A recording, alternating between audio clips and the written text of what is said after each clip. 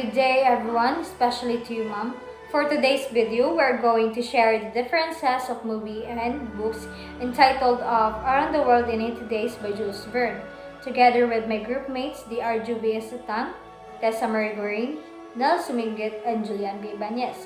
So first, let's talk about the summary of movie. Lotion robs the Bank of England and hides in Phileas Fogg's house. Giving his name as Passepartout, Fogg hears Passepartout and hires him as valet. Passepartout helps Fogg break the 50 mile per hour or 80 km/h speed barrier. At the Royal Academy of Science, Fogg is insulted by Baron Kelvin. Fogg bets that he can travel around the world in 80 days. If he wins, he will replace Kelvin as Minister of Science. If not, he will be ruined. Fogg and Passepartout take a carriage out of London after a confrontation with grew-up Inspector Fix, hired by Kelvin. Passepartout and Fogg journey to Paris, where Passepartout must evade General Fang's warriors. Fang wants the jade wood hat previously given to Lord Kelvin but stolen by Passepartout. Pretending to take Fogg to see Thomas Edison, Passepartout leads him to impersonate painting student Monique Laroche. Passepartout fights the warriors while his boss discusses impressioning the two men and Monique depart in a hot air balloon, chased by Fang's warriors. The trio continue their journey by train. However, in Turkey, they are forced to become guests of Prince Happy's banquet. Whilst initially hospitable, he soon orders the men to leave where Monique must become his seventh wife. The men convince Happy to release Monique or they will damage his personal statue of the thinker, which is accidentally smashed. With Happy in pursuit, the three travelers then escape. Kelvin learns about the bank robbery. He orders the British colonial authorities in India to arrest both men. Passepartout sees notice of the prince on his head and warns his companions. Disguised as women, they are attacked by Fang's warriors. Using Inspector Fix and a sextant as of his weapons, Fogg and Passepartout defeat their assailants and flee to China. In a Chinese village where Lao Xing had came from, Landru, they are welcomed by Lao's family members. However, they are captured by the Black Scorpions. Recognized Lao Xing challenges the leader of the group to a fight. At first, he fights alone and is defeated. Moments later, he is joined by his fellow 10 Tigers of Canton to defeat the Black Scorpions. The Jade Buddha is returned to the village temple. So, this is the continuation of the summary of the movie entitled Around the World in 80 Days. Fogg desired to continue alone, disappointed and feeling used by his companions after finding out that through a picture of Lao and his family members in the village, he travels to San Francisco and is tricked out of his money. He is found destitute by Lao Sheng and Monique, who have followed him. In the Western Desert, they find the Wright brothers who discuss their prototype flying machine. Fogg suggests a few changes which are eagerly taken. In New York City, a javelin crowd prevents them from their ship. A policeman leads them to an ambush in the workshop. The three friends find Fang and her warriors in Wing. Thought Fogg could have gotten to a boat, he misses it to help Lao Sheng. Fogg feels he has lost, but the other two say they may still make it. They catch the next ship. They board an old ship and Fogg builds a plane out of the ship old wood, promising a new ship to the captain. The ship crew builds a catapult to launch it. The three fly to London and crash land at the Royal Academy. Kelvin sends police to hide them and the clock strikes noon. Ending the wager, Kelvin proclaimed himself the victor. Monique Fix and other ministries attends to Kelvin and Fair method. Kelvin insults Queen Victoria, who overhears the insult which leads to Kelvin's arrest. Fogg realizes he is one day early, thanks to the crossing an international date line.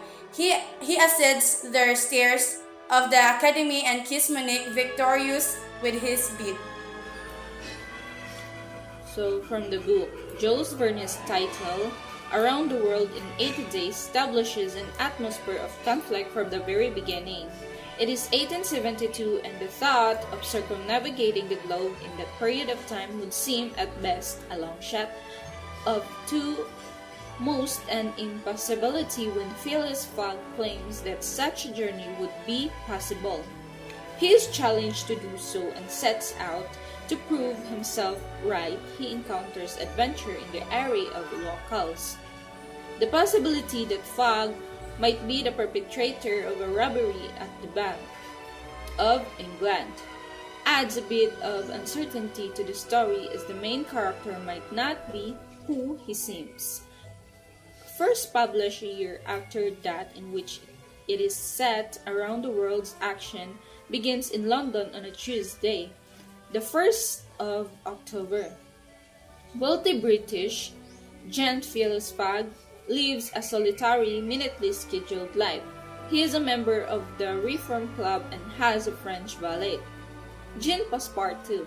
His thought that an 80-day journey around the world was possible was prompted by an article in the Daily Telegraph newspaper that pointed to a new railway in India that would make the trip possible.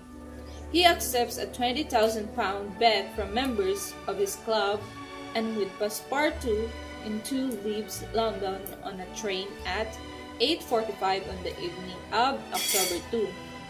To collect the bet, he must return the club by the same time on December 21.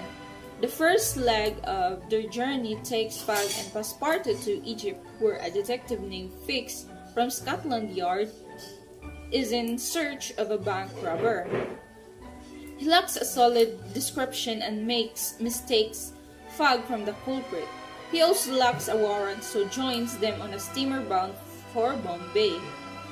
He becomes friendly with Passepartout, but naturally does not tell him his reason for being there.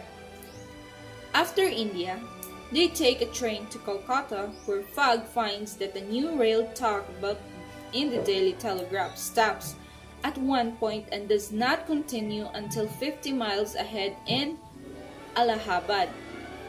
Undoubted, Fogg buys an elephant and enlists the service of a guide, and once again they move forward. The travelers next come upon a young Indian woman named Oda, who has been drugged and is being readied to be sacrificed. Fogg and Passepartout devise a plan to rescue her, and with Passepartout pretending to be her dead husband on the funeral pyre. She is to be burned on. He frightens the priest, and they are on their way again, bringing with the Oda. Now, a trio, they take a steamer to Hong Kong. Detective Fix has Fogg and Passepartout arrested, but they flee with a bail, and Fix follows them to Hong Kong, where Passepartout is pleased to be reunited with him. The plan had been to leave Oda with a relative in Hong Kong, but that person has moved, so she stays with them as they continue their journey back to Europe. In an attempt to once again arrest Fogg, Fix tells Passepartout that his master is a bank robber. Passepartout, who believes Fix to be a spy working for the Reform Club, does not believe that accusation. A series of events causes Fogg and Oda to miss a steamer to Yokohama. They eventually find their way and search for Passepartout, who had arrived before them. To earn money for a passage home, the valet has been working for a circus. The trio, along with Fix, takes a paddle steamer across the Pacific to San Francisco, where Fix claims he will stop trying to delay the journey, but rather will help in getting them back to Britain, where he will then arrest Fogg. The next portion of their trip is via train to New York. Various roadblocks again get in their way, including being attacked by Sioux warriors who kidnap Passepartout. American soldiers help in his rescue. Upon arriving in New York, they find they have missed the ship they were supposed to take. Once again, aided by his depth packets, Fogg hires a steamboat hoping to be taken to Liverpool. The captain refuses, so Fogg pays for his group to be taken to Bordeaux, France. Once at sea, he bribes the crew to stage a mutiny and headed to Liverpool. When the boat runs out of fuel, Fogg buys it from the captain as the crew burn any wood possible to keep on course. Ultimately, they arrive in Ireland and take a train from Dublin to a ferry that runs to Liverpool. They are still in a position to meet the deadline and win the bid. As soon as they are in English land, Fix arrests Fogg. This is short-lived as the true robber had been caught 3 days earlier. The delay, however, is costly. Fogg arrives in London 5 minutes late and realizes he has lost the bet. He apologizes to Oda for bringing her to London, where he will now have to live in poverty. She asks him to marry her and Passepartout seeks a minister. It turns out that because in their travels they group across the international date line and because they traveled east, they gained a day, so it is actually December 21, not December 22. As Fogg had thought, Fogg reaches the club in time to win the bet. Although much of the money was already spent during the 80-day trip, she shares what is left with Passepartout and Fix, and he and Oda are wed. Around the World in 80 Days is often classified as fantasy, and since the likelihood of such a journey at that time was considered slim, the genre is not totally inaccurate. Jules Verne, however, was writing in a time of technological innovation such as America's first transcontinental railroad, on the construction of the Suez Canal, and of time when leisurely travel showing signs of outstripping exploration. So that's all for the book. Book versus movie, March 9, 2017. Hey Amor, Around the World in 80 Days. I will compare the book and the movie. So, this is the information about the book and the movie. Around the World in 80 Days tell about a man that have to win a bet. Fellas Fogg have to travel the world around in 80 days with John Passepartout and Monique Laroque. The book was published in January 30, 1873, and it was written a long time ago. This book has written by Jules Verne. Jules Verne, he writes many books like 5 Weeks in the Balloon and The Mysterious Island. He likes to write poetry too. This is an adventure fiction book. This book have many characters like Passepartout, Phileas Fogg, Oda, and the Inspector Fix. Now, let's talk about the movie. So, the movie was released in June 30, 2004, and the director of this film is Frank Karaki. This film is adapted by the novel. There's the first version that released in 1956. So, this is the cast and the book. And the movie not have many similarities. First, they have to travel, they have to win a bet when they travel. They go to India and then they travel for 80 days and in the ending, they win a bet. I read the book and watch the movie. There's many difference, like in the book, there's no Monique Laroque, but Auda. In the movie, Passepartout robbed the Jade Buddha, but in the book, he robbed for money. Then, in the movie, Passepartout is a Chinese, but in the book he's French, and I think I didn't enjoy the story much because the words is though provoking, but the writer and director did a good job.